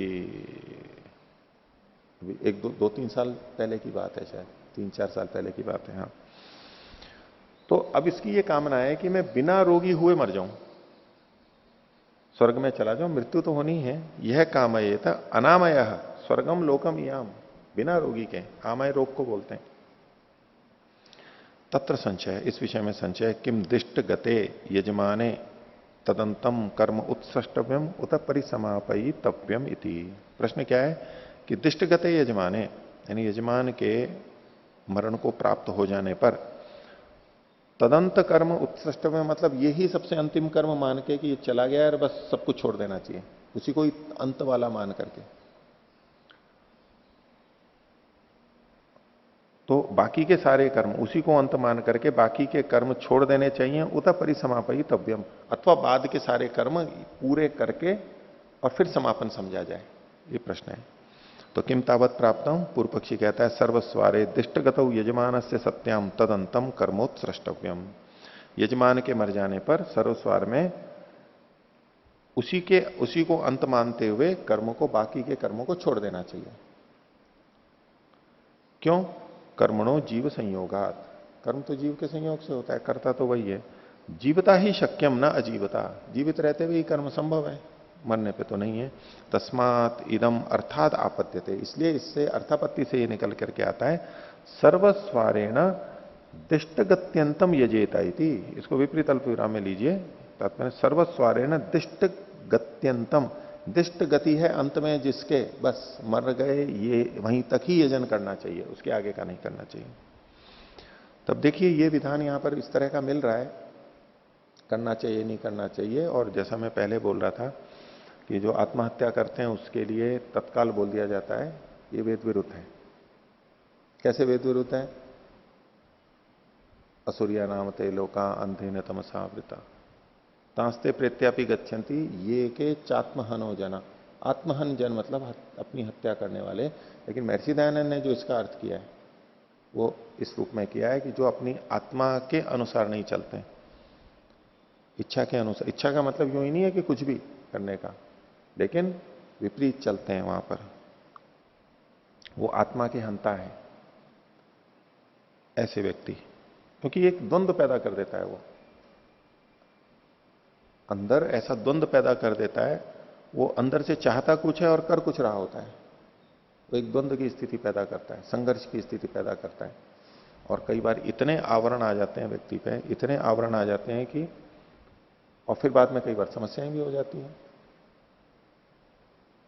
बाह्य स्वरूप कुछ होता है, अंदर कुछ और हो जाता है, तो बोले अरे ये कैसे हो गया, इतना कैसे गलत कर दिया इसने।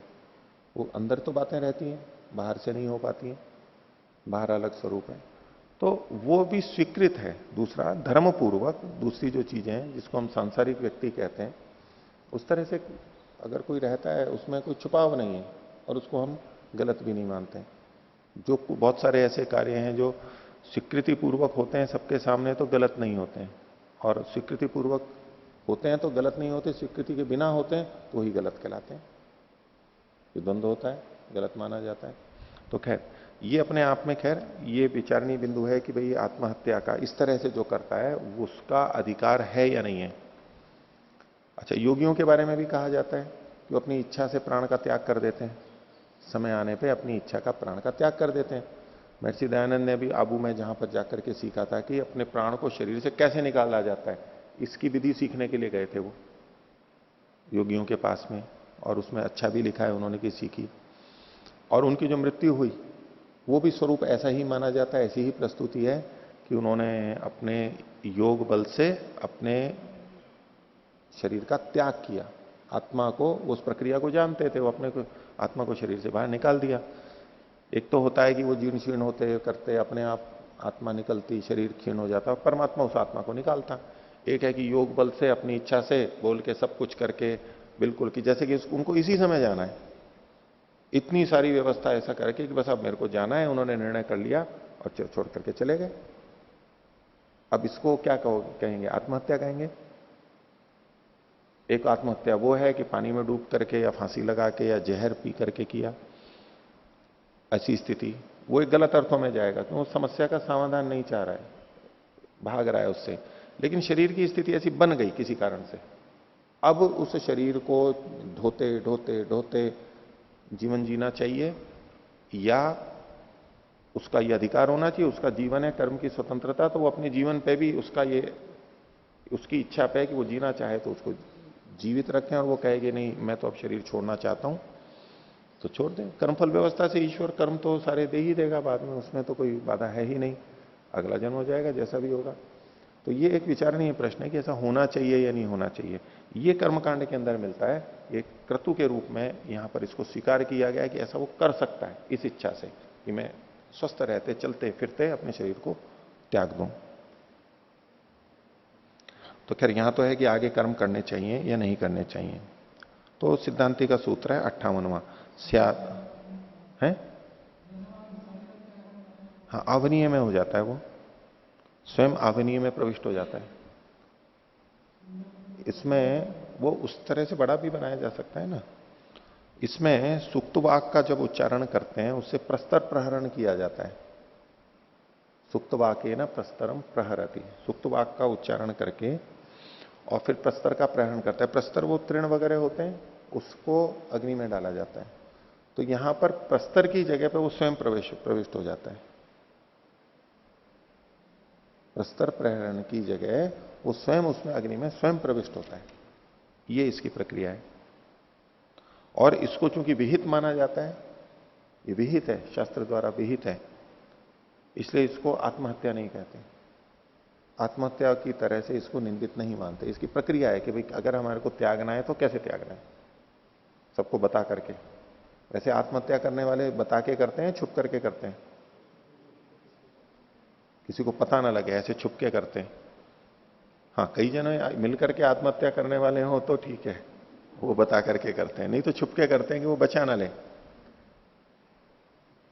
अब अगर वो स्वीकृत हो समाज से, संविधान से, तो फिर वो घोषणा करेगा। जैसे और बहुत सारे कार्य करते हैं, मेरे को मकान बनाना है, मेरे को ये करना है, मेरे को नौकरी करनी है, मेरे को विवाह करना है, ये सब घोषणा पूर्वक स्वीकृति पूर्वक होते हैं, उसको संविधान के विरुद्ध नहीं माना जाता है। और यही अकेले में हो और संविधान के विपरीत हो तो माना जाएगा।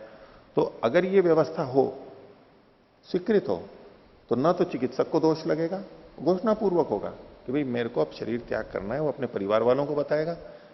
जैसे विवाह से पहले सबको बताते हैं, ऐसे मृत्यु से पहले वो बताएगा कि भाई मैं अब, जैसे संथारा में करते हैं, बिल्कुल बता करके करते हैं, घर परिवार को, गुरुजनों को, जिनको भी बताना होता है, सूचना पूर्वक होता है, सबको पता रहता है। और वो ही कोई अकेले में करने लगे, जैनियों में भी, तो कहेंगे दोष है ये। लेकिन बता करके जो सब पूर्व, ऐसे ही नियोग के लिए है, नियोग में इसीलिए तो दोष नहीं है क्योंकि वो बता करके किया जाता है, सबके सामने समाज से स्वीकृत होकर के किया जाता है, उसमें दोष नहीं है। लेकिन उसके बिना अगर विवाहेतर संबंध बने तो दोष माना जाता है। तो ये इसका अपने आप में बहुत बड़ा महत्व है। तो अगर इस तरह का कथन हो, ये जो यहां पर है, तो वो दोष के रूप में नहीं माना जाता है। शरीरदाहे पातको भवति हो, न्याय दर्शन में वो सिद्धांति का मत है। सिद्धांति से मता स्यात्मा न स्यात्, परंतु सिद्धांति न स्वीकारम अस्ति। शरीर के वहां उसका तात्पर्य ऐसा नहीं है। आत्मनित्यत्वे शरीरदाहे पातक भावात्। हाँ तो ठीक है, उसमें पातक मतलब उसके जो व्यक्ति पातक से स्वीकारम तो वयत भवति एव, सिद्धांति अपि स्वीकरोति, पूर्व पक्ष अपि स्वीकरोति। क्या पातक का मतलब क्या हुआ? पाप, पाप पाप होगा। तो उसमें जो व्यक्ति नहीं चाहता है और फिर उसका शरीर का पात हो जाए, कर दिया जाए, एवं तत्र वर्णनम नास्ति। तो शरीर दाहे पातक भवति। नहीं तो दाहे मतलब क्या, कौन सा दाह? अग्नि ने दूसरा कोई जला दे तब, जिंदा जला दे किसी को तब, स्व शरीर से दहने अपनी बहु कष्टम भविष्यति तत्र तो अन्यथा स्वीकार कर रहा है ना कष्ट को। न तपस्या में कष्ट नहीं होता है क्या? घर का पालन पोषण करने में कष्ट नहीं होता है क्या? आत्मा उन सब चीजों में कष्ट होता है। आत्मा कदापि न इच्छति। आत्मा तो मरता ही नहीं है ना। नहीं, आत्मा कदापि आत्महत्या शब्द ही गलत हो गया फिर उस दृष्टि से आप देखेंगे आत्मा कदापि आत्मा मरती ही अहम नहीं है। एवं न वदामि, अहम वदामि आत्मा कदापि दुखम न इच्छति और अग्नौ प्रविष्टे दुखम भविष्यति एव। एवं नास्ति कि अग्नौ प्रविशति स्वेच्छाय प्रविशति तदर्थम दुख न भविष्यति। परोक्ष प्रिया ही देवा, देव लोग परोक्ष प्रिय होते हैं, प्रत्यक्ष दिशा। सएव साध्य, मनुष्य जो होते हैं वो प्रत्यक्ष प्रिय होते हैं। सएव साध्य कि ऐसा देव अस्ति वाना यह तो वो ये देख रहा है कि ठीक है मरते समय थोड़ा कष्ट होगा, मरना तो है थोड़ा नास्ति भगवान अत्र तत्रैव संशय, सापेक्ष कतर है ना, सापेक्ष नास्ति जीवित रहने की अपेक्षा उसकी मानसिकता देखो। यजमान विषय चर्चा भवति न तो तस्य विषय।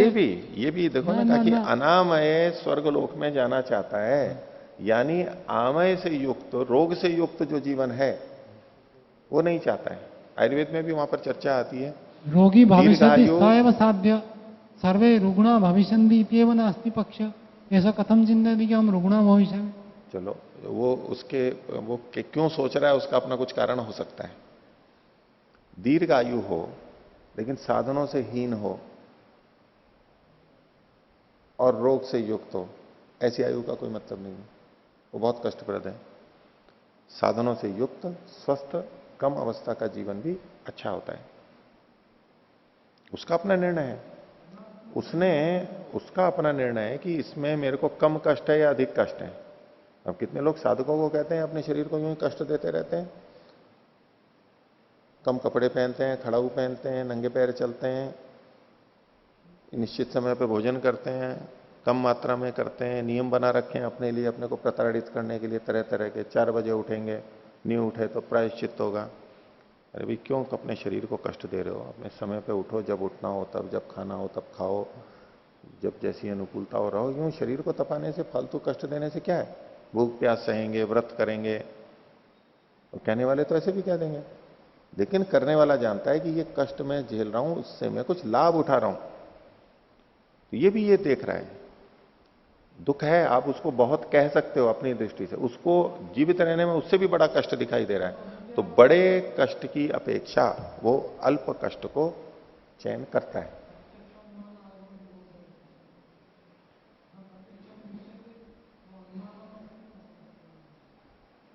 यह है ना, देखो ये प्रक्रिया बता रखी है ना इन्होंने, और जगह भी चलती है। मैंने योगियों का भी आपको बोल दिया। हाँ देखो, चलो आगे देखो। हाँ इतना ज्यादा कष्ट वाला क्यों फिर साधन दिया? जो अग्नि में ज्यादा मरना ही है तो अग्नि में जल के मरना तो बहुत बड़ा कष्ट दे दिया। हाँ। कुछ साधारण सा देते कि आराम से भी मर जाए। नहीं, आजकल उपाय कर रखे हैं ना लोगों ने। पहले भी तो बिल्कुल कुछ भी नहीं होगा, आप पोटेशियम साइनाइड को लगा लो या कुछ इंजेक्शन ले लो केवल, बस नींद में ही चले जाएंगे सीधे सीधे। बहुत सरल उपाय हैं आजकल, बहुत सरल उपाय हैं, कम से कम कष्ट हो ऐसा। इसमें इन्होंने अपने ढंग से वो प्रक्रिया की। ये भी चाहते हैं, ये भी चाहते हैं कि लोग इस ओर प्रवृत्त ना हो जाएं अनावश्यक रूप से। जिसको कब बहुत ही ज्यादा हो वो ही जाए, नहीं इस जलते हुए को देख करके फिर, नहीं तो हर एकदम आसान कर देंगे तो फिर हर कोई चाहेगा। बुद्धिमानी पूर्वक है, इसलिए मरने में सरलता नहीं रखी है। आप जो कह रहे हो कि भाई कष्ट क्यों इतना, जन सामान्य को नहीं, उसको प्रोत्साहन नहीं देना चाहते हैं। लेकिन अगर कोई चाहता है तो उसके इच्छा का भी मान रखा गया है, उसके लिए एक रास्ता रखा गया है। कर्म करने की स्वतंत्रता है, परमात्मा ने कर्म करने की स्वतंत्रता दे रखी है। वो चाहे तो चाहे, वो अपने कर्म को, अपने शरीर को जैसा भी चाहे वैसा करे। हाँ सीमा जी। ओम, तो ये आवश्यक नहीं है कि वो अग्नि में जलकर मतलब वो मृत्यु को ही प्राप्त होगा और फिर बच जाएगा तो क्या होगा? नहीं, ये तो तैयारी करेंगे ना, बुद्धि पूर्वक कर रहा है ना, बुद्धिमान है, और अकेला नहीं कर रहा है, बाकी सब भी हैं।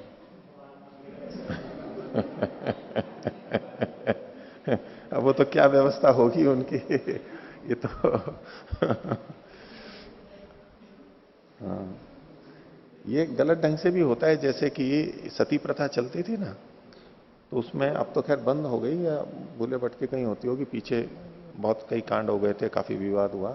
तो लोग क्या करते हैं कि वो उसको पहले कुछ नशा वशा भी करवा देते हैं, वो आधा होश में रहती है, बेहोश रहती है, पकड़ करके लाते हैं, फिर चिता पे चढ़ा देते हैं पति के साथ में। और जलती है तो फिर कष्ट तो होता ही है, वो तो उसकी जबरदस्ती कर रहे हैं, भावनाएं कर दी नहीं, पति के साथ कर मरना ही है, पति के बिना जीवन ही नहीं है, व्यर्थ है, इत्यादि जो भी बातें उसके मन में भरी हुई हैं, जबरदस्ती ले जाते हैं। फिर लोग खड़े रहते हैं, फिर शोर बहुत करते हैं, नारे लगाते हैं, नगाड़े और वो सब ढोल माड़े बजते हैं उसको अच्छा करके, ताकि उसको देख करके लोगों के मन में ये भी नहीं हो और उसकी चिल्लाहट आए तो भी दब जाए, और व्यवस्था रखते हैं। वो अगर वहां से भागने लगे तो उसके व्रत से पतित नहीं होने देना चाहिए किसी को। व्रत उसने लिया है, व्रत बीच में भंग हो जाए ये ठीक नहीं है, तो उसको व्रत को पूरा करवाने वाले भी खड़े रहते हैं वहां पर। ये सब इस ढंग से होता है, वो गलत तरीका हो गया। ये तो जिसकी खुद की है, यह काम अयेता है, मरण कामो ही एते न यजेत, उसकी खुद की कामना है। यह काम अयेता अनामय स्वर्गम लोकम याम इति, अरे मैंने बहुत पुण्य कर लिया और अगला जन्म मेरे को इससे अच्छा मिलने वाला है, मैं जाऊंगा, बस अब कुछ नहीं करना है। इस तरह की स्थिति में, अलग परिस्थिति में देखिए। तो खैर इसमें तो हमारा विषय यह है कि आगे बचे हुए कर्म करने चाहिए या नहीं करने चाहिए। तो सिद्धांति कहता है 58वां सूत्र, स्याद्वा उभयो प्रत्यक्ष शिष्टत्वात्, बोले होने चाहिए इन दोनों के ही प्रत्यक्ष शिष्ट, यानी शास्त्र में कथन होने से, यानी क्रतु का भी कथन है और उसकी समाप्ति का भी कथन है, दोनों का कथन साक्षात मिलता है, इसलिए होना चाहिए। भाष्य स्याद्वा तस्य परिसमाप्ति, अंतिम क्रिया तक करना चाहिए। उभयम ही प्रत्यक्ष शिष्टम, उभयम का क्या मतलब है, तो कहा क्रतु परिसमाप्तिश्च, क्रतु वो याग और उसका समाप्त होना, ये दोनों ही शास्त्र के द्वारा कहा गया है। उसको आगे प्रमाण दे रहे हैं, विपरीत अल्प विराम में लीजिए, मरण कामो ही एतेन यजेत, यहां तक इति आरभ्य परिसमापयितव्यम इति आख्यातार्थ। यजेत, ये जो आख्यात है इसका अर्थ क्या है, प्रारंभ से लेकर के अंत पर्यंत सब क्रियाओं का ऐसे ही अर्थ लिया जाता है, इसलिए समाप्ति भी इसमें सम्मिलित ही है। तेन समाप्तिर आख्यातेन वो उक्ता भवती, इस क्रिया से आख्यात से ही समाप्ति भी विहित है, कह दी गई है। अपि चेदम आमनायते, और बोले इसमें ये प्रमाण और मिलता है विपरीत अल्पविराम में, आरभवे प्रस्तूयमाने औदम्बरीम सदशेन वाससा परिवेष्ट्य ब्राह्मण परिसमापयत में यज्ञम इति संप्रेष्य अग्निम विशति इति, बंद कर लीजिए यहां पर। ये जो याग कर रहा है और जो आगे मरण काम है, अग्नि में प्रवेश कर रहा है, उससे पहले वो क्या बोलता है, वो क्या है, आरभवे प्रस्तुय माने, आरभव पवमान होता है, उसके प्रस्तुत किया, उसके बाद औदम्बरीम सदशेन वाससा परिवेष्ट, औदुम्बरी जो होती है लकड़ी, उसको झालर वाले कपड़े से लपेट करके, ऐसे सादे से नहीं, झालर कब लगती है शादी ब्याह में, झालर वाले कपड़े होते हैं ना, लहरते हुए, और वो सादा नहीं, वो एक सुंदरता को लाती है, प्रसन्नता की बात है, तो झालर वाले कपड़े से लपेट करके फिर वो बोलता है ब्राह्मण परिसमापयत में यज्ञम, ब्राह्मण लोग मेरे यज्ञ का परिसमापन करें, ये बोल रहा है वो मेरे मरने के बाद भी, अभी से निर्देश देके जा रहा है। इति संप्रेष्य, ऐसा संप्रेषण करके, संदेश दे करके, अग्निम विशति, फिर अग्नि में प्रवेश करता है। तो इससे क्या पता लगा कि बाद वाले कर्म भी करने चाहिए, ये क्या क्या जा रहा है, इस वचन से भी हो रहा है। यदि प्रैश मात्रम स्यात् अदृष्टार्थम भवेत, अगर केवल कथन होता प्रैश, तो ये तो फिर अदृष्ट के लिए हो जाएगा, इन्हें दृष्टार्थता नहीं रहेगी यहां पर इस वाक्य की।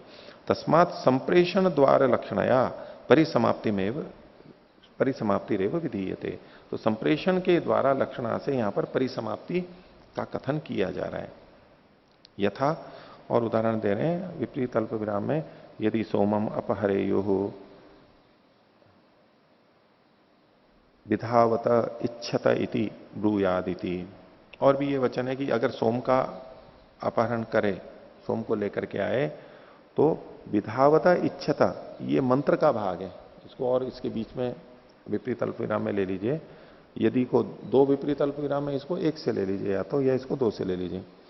विधावता इच्छता इति ब्रूयात, इस मंत्र का अंश है, इस मंत्र को बोले, ये भी वो कथन करके जाता है।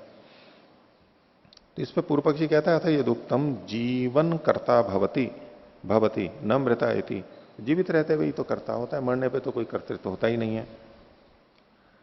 तो सिद्धांत कह रहा है नेत्युच्यते जीवता वचनम प्रोक्तम आरब्धम परिसमापयत इति, जीवित रहते हुए के द्वारा वचन बोल दिया गया था कि आरंभ किए हुए को समाप्त करो, उसने जीवित रहते हुए कर दिया था, इसलिए पूरा करना चाहिए, इसलिए उसके द्वारा ही वह कर्म किया हुआ माना जाएगा। अतः तत्कृता एवं असौ परिसमाप्ति, तो ये जो परिसमाप्ति है उसी के द्वारा की गई है ये मानना पड़ेगा, भले ही वो अभी जीवित नहीं है, कह चुका है इसलिए। तो पूर्व पक्षी कहता है त्राह यदा असौ प्रयुक्तवान तदा तावत परिसमाप्ति ही, तदा तावत परिसमाप्ति ही तेन न कृता, जब उसने ये वचन बोला तो उसने इसकी परिसमाप्ति उसके द्वारा नहीं की गई। और यदा परिसमाप्ति, और जिस समय परिसमाप्ति हुई, अंतिम कर्म हुआ, तदा असौ नास्ति, तब ये नहीं है। तो कह परिसमाप्त है करता है, तो समाप्ति का कर्ता किसे माना जाएगा? तो पूर्व पक्षी तो कह रहा है कि सिद्धांत ये यजमान कर्ता नहीं होगा, और सिद्धांति कह रहा है कि नहीं, वो यजमान कर्ता माना जाएगा उसका। इसको हम अपने बाकी के कर्मों में भी, दान पुण्य आदि में ले सकते हैं कि किसी ने मरने से पहले ये सब बोल दिया कि ये काम करने हैं मेरे, उसके लिए धन भी उपलब्ध करा दिया, अब वो स्वयं मर गया, अब बाद के लोग उसको पूरा कर देते हैं, उनके लिए वेतन आदि सब जो है वो करके गया है। अब उन कर्मों का वो कर्ता माना जाएगा या नहीं माना जाएगा? मरने के बाद भी तो माना जाएगा, ये इस शैली से वहां पर माना जाएगा। इसके पीछे और जो तर्क वितर्क हैं वो आगे और प्रस्तुत कर रहे हैं। तो सिद्धांति कहता है अत्रोच्यते मुक्त संशय न एतत् तुल्यम, ये जो संशय से रहित निर्णय है उसके समान ही ये है। मुक्त संशय है तो पूर्व पक्षी का मत, और सिद्धांति वाले मत में तो संशय पैदा हो रहा है, तो उसको व्यंग में कह रहा है कि आपका पक्ष तो मुक्त संशय है, मेरा वाला पक्ष भी आपके जैसा ही है, उसमें कोई अंतर नहीं है। यद भवान मुक्त संशयम जीवंतम कर्तारम मन्यते तेन एतत् तुल्यम, मुक्त संशय क्या कि जीवित रहते हुए कर्ता होता है, इसमें कोई संदेह नहीं है, उसके समान ही ये भी है। कैसे?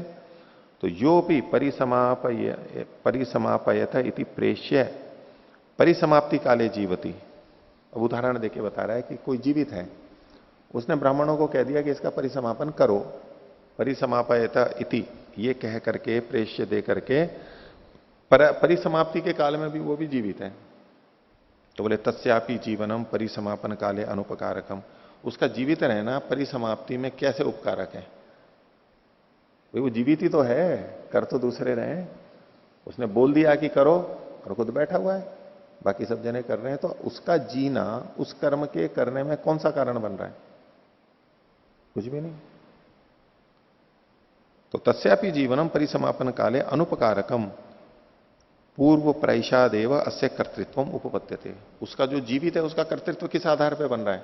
वो जीवित है इसलिए नहीं, उसने प्रैष दिया है इसलिए उसका कर्तृत्व बन रहा है, उसने धन दे दिया, उसने प्रैष दे दिया इसलिए उसका कर्तृत्व है, जीवित रहने के कारण से कर्तृत्व नहीं है। तो इसी तरह से सच पूर्व प्रैषो जीवितो अजीवितश्च तुल्य, ये जो पूर्व प्रैष के कारण कर्तृत्व है, ये तो चाहे जीवित हो चाहे अजीवित हो, वो तो दोनों का समान है, मरने वाला भी प्रैष तो दे ही चुका है, साधन तो जुटा ही चुका है। तस्मात जीवन इव अयम अपनी करता है, तो जैसे जीवित व्यक्ति करता रहता है ऐसे ही मरा हुआ व्यक्ति भी उसका कर्ता होगा, कर्ता स्वीकार किया जाएगा, इसलिए परिसमाप्ति तरह करना चाहिए। पूर्व पक्षी कह रहा है अथोच्यते जीवितः सत्वात् कर्तृत्वम उपपद्यते, बोले जीवित रहते हुए के सत्वात्, सत्व से यानी आत्मा के कारण से कर्तृत्व बनता है, आत्मा रहती है इसलिए कर्तृत्व बनता है, शरीर के कारण नहीं, आत्मा के कारण। ऐसा अगर कोई हेतु दे तो सिद्धांति कह रहा है एतदपि तुल्यमेव, ये भी तो दोनों जगह समान ही है। क्यों? बोले जीवितो भी पुरुषः कर्ता न शरीरम, जीवित रहते हुए भी कर्ता किसको माना है आपने? पुरुष को, यानी आत्मा को, न शरीरम, शरीर तो करता है ही नहीं। तो सच पतिते भी शरीर पुरुषो अस्ति, शरीर पतित हो गया है, नष्ट हो गया है, तभी पुरुष तो अभी भी है। यह पतित का मतलब पाप नहीं है, देहपात, नाश होना, समाप्त होना। तो शरीर के पतित हो जाने पर भी, और अगर न्याय दर्शन का क्या पाप लें तो क्या शरीर को पाप लग रहा है? पतित तो शरीर हुआ है, तो पाप किसको लगना चाहिए? शरीर को लगना चाहिए। शरीर को कष्ट देने से आत्मा को पाप लगेगा, आत्मा को कष्ट होता है इसलिए। तो यहाँ इनको पढ़ना चाहिए था। हाँ, नहीं तो पढ़ना चाहिए था। तो यहां ये कह रहे हैं कि आप जीवित हो तो भी पुरुष ही करता है, शरीर तो है नहीं, और मरने के बाद में शरीर नहीं है, शरीर तो करता था ही नहीं, तो अब शरीर नहीं है तो भी कर्तृत्व की कोई हानि नहीं होगी। और आत्मा करता है तो मरने के बाद भी पुरुष आत्मा जीवित है तो उसका कर्तृत्व बना रहेगा, प्रयश तो वो दे ही चुका है। आगे देखिए, तस्मात् स एव परिसमाप्त कर्ता है, इसलिए परिसमाप्ति के विषय में कर्ता वही आत्मा कहलाएगा। पूर्व पक्षी कह रहा था चेता, पूर्व पक्षी यदि ये कहे कि यजमान संभवाद, यजमान असंभवाद अशक्यम ही दिष्ट गतौ उत्तरम तंत्रम कर्तुम, बोले चूंकि यजमान नहीं है, यजमान है ही नहीं, इसलिए मरने के बाद में उत्तर तंत्र, मरने के बाद का जो कार्यक्रम है वो करने में अशक्य है, असंभव होने से वो अशक्य है, हो नहीं सकता है। अतः तत्चोदको न प्रापयति, इसलिए चोदक वचन, अतिदेश वचन उन कर्मों को प्राप्त नहीं कराएगा, या नहीं, वो नहीं भी होगा। तो सिद्धांत कह रहा नहीं तदेवम याजमान वर्जम प्रापयिष्यति सह, ये जो चोदक वचन अतिदेश है ये याजमान, यजमान के द्वारा स्वयं जो किए जाने थे उन कर्मों को छोड़ के बाकी कर्मों को तो प्राप्त करा देगा। असंभव तो वही है ना जो यजमान स्वयं करता है, वो नहीं कर पाएगा, बाकी के तो अन्य लोग कर रहे हैं तो संभव है वो हो जाएंगे। तस्मात अदोषः, इसलिए कोई दोष नहीं है, अंत तक होंगे काम। अथवा दूसरा तरह से बोल रहे हैं प्रत्यक्षम एवं परिसमाप्तेर वचनम, बोले परिसमाप्ति का वचन प्रत्यक्ष रूप से कहा ही गया है, क्या जो पीछे आ चुका था विपरीत अल्पविराम में, ब्राह्मणा संस्थापयता में यज्ञमिति, ब्राह्मण लोग मेरे यज्ञ का समापन करें, ये प्रत्यक्ष वचन है समापन का। तत्सामर्थ्यादेव याजमानम भविष्यति, इसके सामर्थ्य से याजमान भी, मतलब यजमान से संबंधित कर्म है वो भी हो जाएंगे। पहले में इसने ये कहा था कि यजमान के द्वारा स्वयं जो किए जाने वाले कर्म है वो नहीं होंगे, बाकी के तो हो जाएंगे अतिदेश से। और अगर आप ये भी मानो तो साक्षात वचन से यजमान को के कार्य भी बाकी लोग कर देंगे। अगला अधिकार, मृताधिकार पक्षे अस्थि यज्ञ इव सर्वस्वारेपि बाध्य विवेकाधिकरणम, ये जो मृताधिकार पक्ष में अस्थि यज्ञ पीछे कहा गया था और उस अस्थि यज्ञ के बारे में कई चर्चा हुई कि ये कर सकते हैं ये नहीं कर सकते, कुछ को करने को कहा कुछ को नहीं करने को कहा, कई अधिकरण हमने पीछे देखे। तो उसी के समान सर्वस्वार में भी बाध्य विवेकाधिकरण, क्या चीज बाधित होगी और कौन सी अबाधित होगी, क्या करना है क्या नहीं करना है, उसी के अनुसार यहां पर लगा लेना चाहिए, समझ लेना चाहिए। तो 59वां सूत्र सिद्धांति का गते कर्मास्थि यज्ञवत, गते मानी मरने के बाद में कर्म उस तरह से होंगे अस्थि यज्ञ के समान हो जाएंगे। अस्थि सर्वस्वारः कर्तु, यह है पीछे आई गया चलता शुनः कर्णो अग्निष्टोम, ये दूसरा नाम है। मरण कामो ही एतेन यजेत, यह कामयेत अनामय स्वर्गम लोकम इयाम इति, ये सब हो गया। तत्र दृष्टगतौ यजमानस्य सत्याम किम कर्तव्यम इति प्रश्नः, तो मरने के बाद यजमान के मर जाने के बाद में क्या करना चाहिए ये प्रश्न है। भवती च अदर्शयित्वापि द्वौ पक्षौ प्रश्नेन उपक्रमः, बोले बिना दोनों पक्षों को दिखाए भी प्रश्न मात्र से भी उपक्रम यानी प्रारंभ किया जा सकता है। जैसे यहां पर इन्होंने प्रश्न में किया ना, तत्र दिष्टगतो यजमान से सत्याम किम कर्तव्यमिति प्रश्न, अब चर्चा चलाई जा सकती है। प्राय करके क्या होता था, एक पक्ष कहता था ये हो, दूसरा पक्ष कहता था ये हो, तो ये कह रहे हैं कि जब दोनों पक्ष हो तभी चर्चा चले, ये आवश्यक नहीं है, प्रश्नों को रख करके भी चर्चा की जा सकती है। जैसे यहां पर है पक्षद्वयेपि प्रतिभाति भवती संशय, और पक्षद्वय जब होता है तब भी जो चीज प्रकट हो गई है उसके होने पर संदेह प्रकट होता है। सर्व अप्रसिद्धौ अपि भवती, और जहां कुछ भी नहीं पता है वहां पर भी संशय होता है। दोनों पक्षों में तो अपनी अपनी बात रख दी जाती है, ये भी स्पष्ट कर देते हैं ऐसा हो सकता है ऐसा हो सकता है, तो भी संशय हो जाता है। और सब कुछ अप्रसिद्ध हो, ये हो सकता है या नहीं हो सकता है, कुछ भी पता नहीं है, कोई भी पक्ष आया नहीं है, तब भी संशय हो सकता है।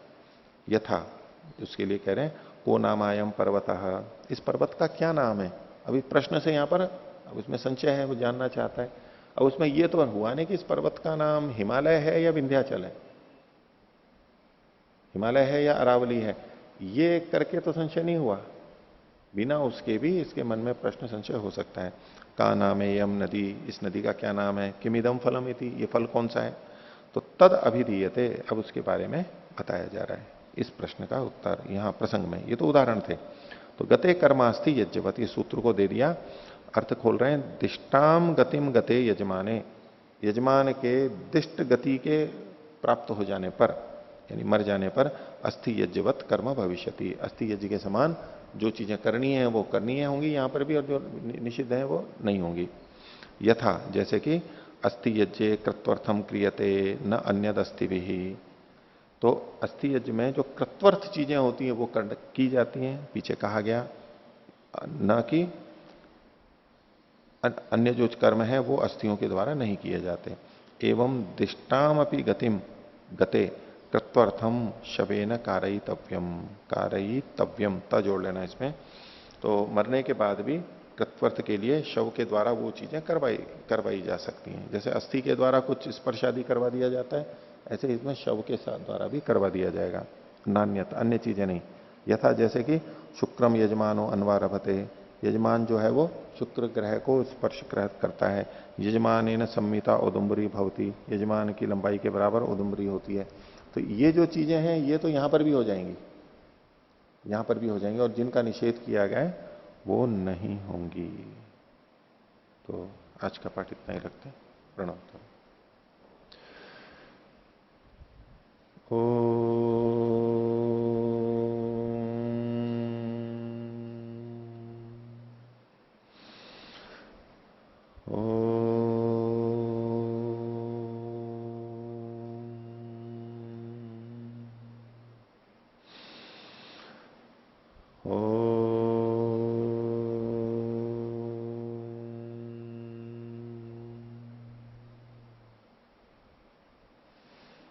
सभी को सादर अभिवादन। ओम